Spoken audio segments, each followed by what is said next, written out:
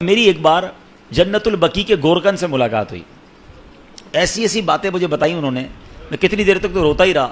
اور میں دو باتیں بتا دیتا ہوں, پھر کبھی موقع ملا تو اس پر تفصیل سے بات کریں گے. تو میں نے کہا یار کچھ تو بتاؤ جنت البقیع کے بارے میں, ایسا کیا ہے؟ ہم تو سنتے ہیں آپ تو قبروں میں قبر کھودتے ہیں, آپ تو جنت البقیع میں ہی ہوتے ہیں. کہتے ہیں عبدالحبیب بھائی پہلے بتائیں آپ کو میرے جسم سے خوشبو آ رہی ہے؟ میں نے کہا خوشبو تو بڑی آ رہی ہے, کون سا عطر لگایا ہے؟ کہتے ہیں واللہ میں نے کوئی عطر نہیں لگایا, یہ بقیع کی خوشبو ہے, جنت البقیع کی مٹی کی خوشبو ہے. اچھا, وہ کہتے ہیں دنیا کا کوئی بھی قبرستان اٹھا لیں. پھر میں نے بھی غور کیا, وہاں آپ کو کیڑے بکوڑے بہت سارے جانور ملتے ہیں نا, مردے دفن ہو رہے ہیں, اور ظاہر ہے قبرستان میں تو صفائی نہیں ہوتی نا, تو آپ کو کیڑے بولا جنت البقیع میں ایک کیڑا نہیں ہے.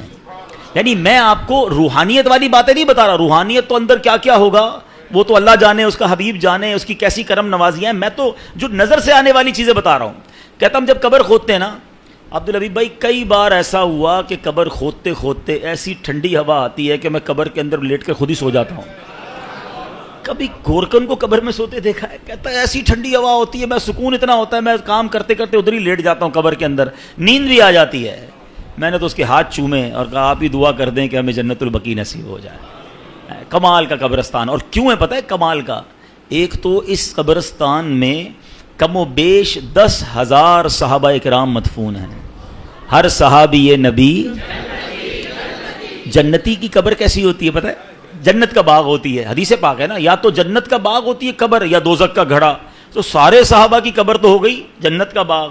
جس قبرستان میں 10,000 جنت کے باغ ہوں, اب آپ سوچو نا اس قبرستان میں جو گیا, ہائے ہائے, ایسے نہیں کہتے اعلیٰ حضرت, طیبہ میں مر کے ٹھنڈے چلے جاؤ آنکھیں بند, طیبہ میں مر کے ٹھنڈے چلے جاؤ آنکھیں بند, سیدھی سڑک یہ شہر شفاعت نگر.